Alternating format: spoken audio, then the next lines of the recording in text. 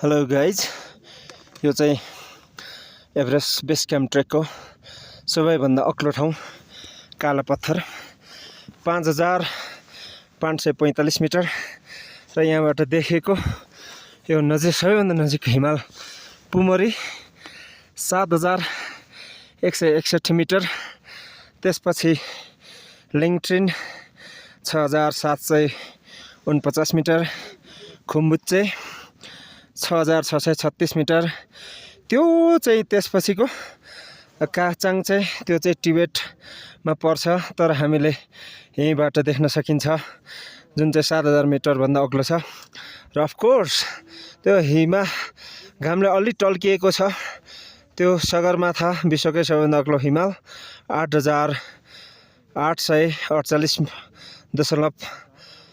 Metre. अनि यो चाहिँ नुप्से 7800 मिटर पर्छ यो। र त्योभन्दा तलतिर विभिन्न हिमालहरू छन्।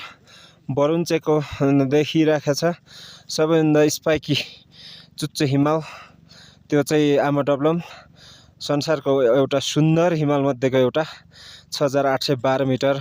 सँगै थुप्रैवटा रेन्ज पर्छ त्यसको पछाडिहरू। र हामीले क्लियरली अर्को दुईटा हिमाल काङतेगा, थाम्सेरकु यतापट्टि आएर यो चाहिँ